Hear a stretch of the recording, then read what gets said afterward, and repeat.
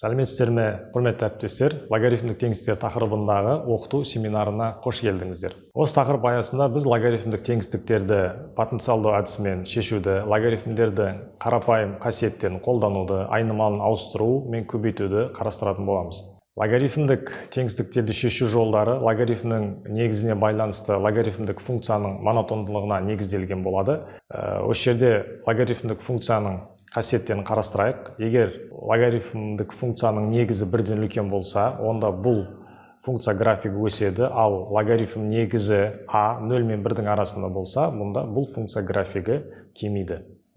Енді логарифм а негізі f от x, үлкен логарифм а негізді g от x түрдегі теңсіздік логарифмдік теңсіздіктің бір түрі болып табылады.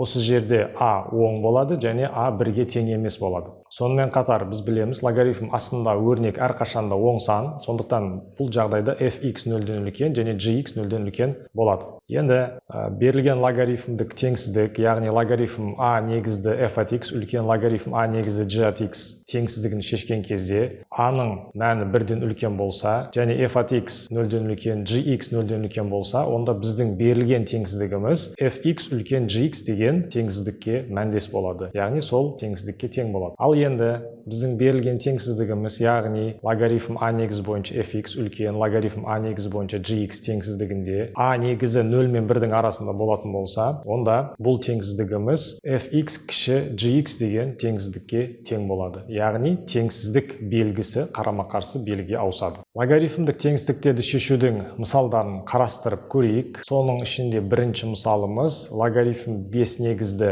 2x минус 4 үлкен емес тең логарифм 5 негіз бойынша x плюс 1. Осы теңсіздігін шешейік. Бұл жағдайда 2x минус 4 үлкен 0 және x плюс 1 үлкен 0 теңсіздіктері берілген логарифмдік теңсіздіктің мүмкін мәндер g-ның анықтайтын теңсіздік болып табылады. Сонымен қатар логарифмнің негізі 5-тен 5, сонымен қатар логарифм негізі 5, ол 1-ден үлкен, сондықтан біздің берілген теңсіздігіміз келесі теңсіздікке тең болады. Яғни 2x минус 4 үлкен немесе тең x плюс 1. Алынған теңсіздіктер жүйесін осы айнымалыны оқшаулау арқылы шешеміз. Бірінші теңсіздікте біз 4 санын теңсіздіктің оң жағын ауыстырып, минус белгісін плюсқа айналдырамыз. Осыдан біз 2x үлкен 4 деген теңсіздігін аламыз. Екінші теңсіздікте біз 1 санын оң жақ бөлікке ауыстырып, оны минус 1 деп жазамыз. Осыдан біз x үлкен минус 1 деген теңсіздікті аламыз. Үшінші теңсіздігімізде минус 4 санын теңсіздіктің оң жақ бөлігіне ауыстырып, плюс 4 деп жазып қоямыз. Ал x-ті теңсіздіктің сол жағына жіберіп, минус x деп жазамыз. Осыдан біз 2x алынған x үлкен немесе тең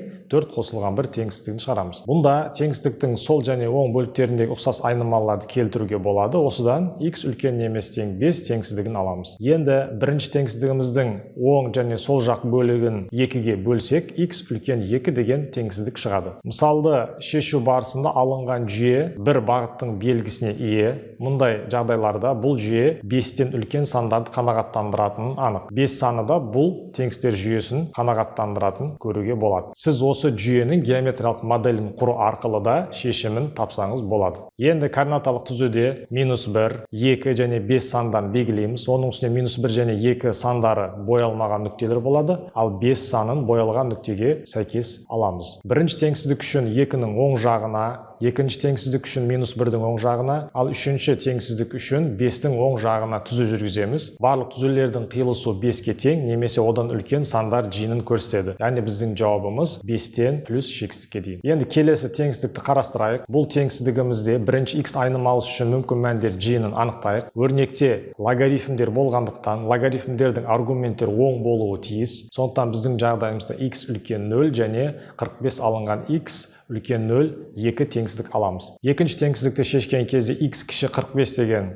теңсіздік шығады. Осылайша біздің мүмкін мәндер жиынымыз 0-ден 45-ке дейін сандарды құрайды. Енді негізгі теңсіздіктің өзін шешейік. Ондық логарифм x қосылған ондық логарифм 45 алынған x кіші 2 қосылған ондық логарифм 2. Ол үшін теңсіздіктің оң жағын ықшамдау керек. 2 қосылған ондық логарифм 2-ні біз логарифм 100 қосылған ондық логарифм 2 тең логарифм 200 деп жазып аламыз. Осылайша біздің теңсіздігіміз ондық логарифм x қосылған ондық логарифм 45 алынған x кіші ондық логарифм 200 деп өзгереді. Бұл логарифмдердің қосындысы олардың өзара көбейтілуіне мүмкіндік беретін логарифмнің қасиеттерін қолданамыз. Яғни логарифм негіздері бірдей болса, оларды қосқан кезде логарифмасына өрнектерді көбейту түрінде жазуға болады. Яғни біздің теңсіздігіміз келесі түрге келеді. Логарифм x көбейту 45 алынған x кіші логарифм 200. Бұл жерде логарифм негіздері 10 екендігі байқалып тұр. Логарифм негізі бірден үлкен болғандықтан біздің теңсіздігіміз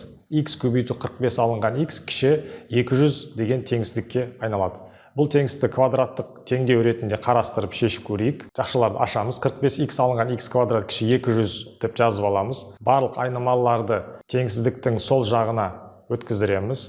Бізде минус x квадрат қосылған 45x алынған 200 кіші 0 деген теңсіздік шығады. Бұл теңсіздікті интервалдар әдіспен шешеміз. Бірінші теңдеудің түбірлерін тауып аламыз. Ол түбірлер x тең 5 және x тең 45. Теңдеудің түбірлерінен алынған интервалдарды қарастырамыз. Біздің мүмкін мәндер жиынымызды ескере отырып, яғни 0-ден 45-ке дейін сандар, ал біздің теңсіздігіміздің жауабы 0-ден 5-ке дейін болды. Енді барлығын ескере отырып, біз соңғы жауапты аламыз. Соңғы жауабымыз 0-ден 5-ке дейін бірігу 40-тан 45-ке дейін. Енді келесі теңсіздікті қарастырайық. Бұл теңсіздік айнымалын ауыстыру әдісімен шешіледі. Кез келген логарифмдік теңдеулер немесе теңсіздіктерді шешкен кезде біз әрқашан теңдеудегі немесе теңсіздіктегі әрбір логарифм үшін мүмкін мәндер жиынын жазамыз. Біздің жағдайымызда мүмкін мәндер жиыны x үлкен 0. Логарифм қасиетін пайдаланып, біз оны түрлендіруіміз қажет. Логарифм асты өрнектің көрсеткішін логарифм таңбасынан тыс көбейткіш ретінде шығаруға болады. Әрі қарай жаңа айнымалыны енгізу әдісі арқылы біз ауыстыруды жасаймыз. Логарифм 2 негізді x-ті t деп белгілейміз. Бұл жерде t кез келген нақты сан. Сонда ауыстырғаннан кейінгі теңсіздігіміз квадрат теңсіздік түріне ауысады. Интервал әдісі арқылы шарттарды қанағаттандыратын интервал табамыз. Бұл интервал 4-тен 1-ден 1-ге дейін интервал болады. Енді айнымалы x-ке қайтадан оралатын болсақ, біздің теңсіздігіміз 4-тен 1 кішіне емес тең логарифм 2 негізді x кішіне емес тең 1 теңсіздігін аламыз. Логарифм негізі 2, ал 2 1-ден үлкен болғандықтан біздің аралығымыз 4-ші дәрежелі түбір асты 2 кішіне емес тең x кішіне емес тең 2 болады. Егер бұл жауапты мүмкін мәндер жиынымен қиылыстыратын болсақ, онда соңғы жауапты аламыз. Соңғы жауабымыз 4-ші дәрежелі түбір асты 2-ден 2-ге дейін. Енді келесі теңсіздікті шешіп көрейік. Логарифм 0,3 негізді 6x алынған x квадрат үлкен не емес тең логарифм 0,3 негізі бойынша минус 8 минус x. Бұл жерде мүмкін мәндер жиын ескеретін болсақ, 6x алынған x квадрат үлкен 0 болу керек, және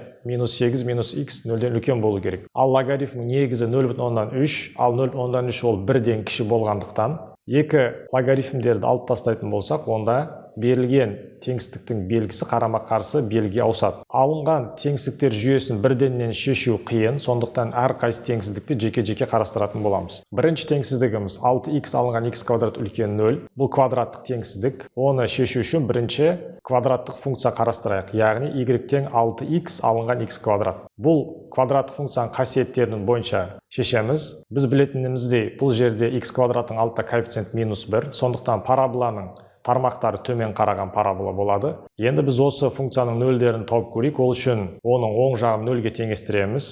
Ол үшін x-ті жақшаның сыртына шығарамыз. Жақшаның ішінде 6 алынған x өрнегі қалады. Әрқайсы нөлге теңестірген кезде x тең 0 және x тең 6 деген екі түбірді аламыз. Біз оларды координаталық сызықта белгілейміз. Енді осы квадрат теңсіздікті шешеміз және осы нүктелер арқылы өтетін параболаны бейнелейміз. Квадраттық функция y тең 6x алынған x квадрат 0-ден 6-ға дейінгі аралықтағы оң мәндерді қабылдайды. Демек, біздің 6x алынған x квадрат үлкен 0 теңсіздігіміздің жауабы 0-ден 6-ға дейінгі аралық болып табылады. Екінші теңсіздік шешеміз ол минус 8 минус x үлкен 0. Бұл сызықтық теңсіздік. Бұл теңсіздікті шешкен кезде ешқандай қиындық туындамайды. Бірінші болып теңсіздіктің екі жағында минус 1-ге көбейтіп аламыз ыңғайлы болу үшін. Сол кезде бізде 8 қосылған x кіші тең 0 деген теңсіздік шығады. Бұл теңсіздікті шешкен кезде біздің жауабымыз минус 6-тен минус 8-ге дейінгі сан аралығы болып табылады. Енді үшінші теңсіздікті шешеміз. Бұл 6x алынған x квадрат кіші немесе тең минус 8 минус x теңсіздігі.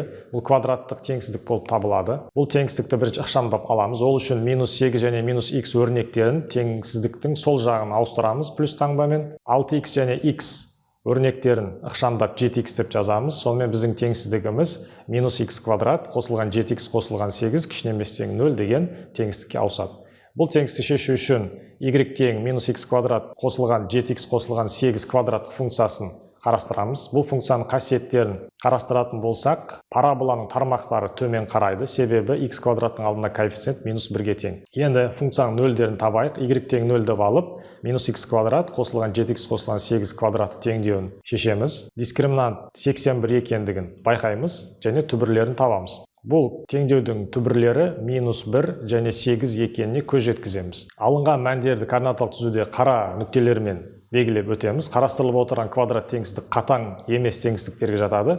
Біз координаталық түзуде параболаның тармақтарын төмен қарай бейнелейміз.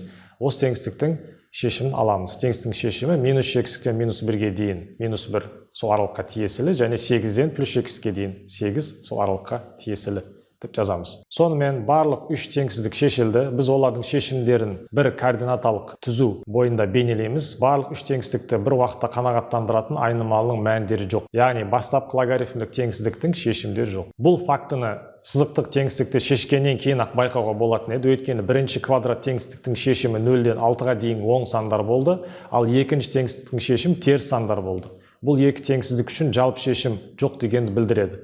Осылайша бастапқы логарифмдік теңсіздігіміздің шешімдері жоқ болды. Назарларыңызға рахмет.